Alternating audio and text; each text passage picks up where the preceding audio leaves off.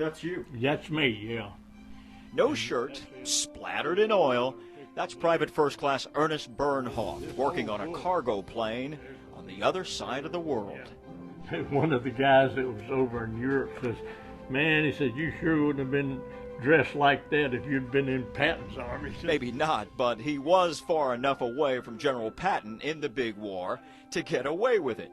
So far away. I tried to tell him one time, all you do is punch through from Memphis and you end up in Dhaka, India, and come and told him where we were. That's how he described it to his mama.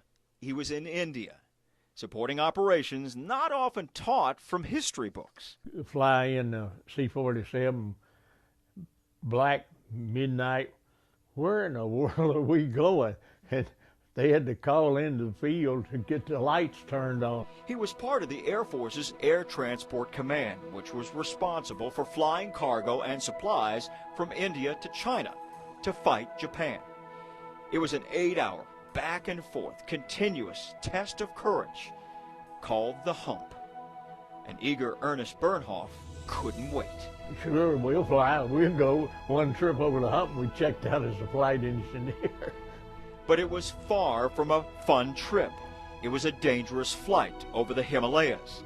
Some of the planes crashed. There were no reliable charts or radio navigation, and the extreme weather caused some terrifying moments. Monsoons. And because, boy, we got up there and those planes, the wings were wet, and you looked like you was in an elevator. That altimeter going up and down, you know, on that thing.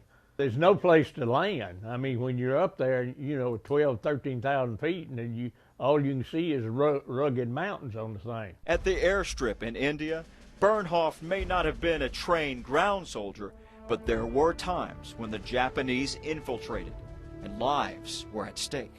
And we did have some guys that got caught over there when the Japs were bombing. It had shrapnel holes in the bottom of the plane. At the end of the war, the mission succeeded, and the Japanese were unable to take China. I just felt like we were doing our job. I mean, that's what we were over there to do, and that's what, sooner we'd get finished and get it done, we'd get home again. That's what we were looking forward to.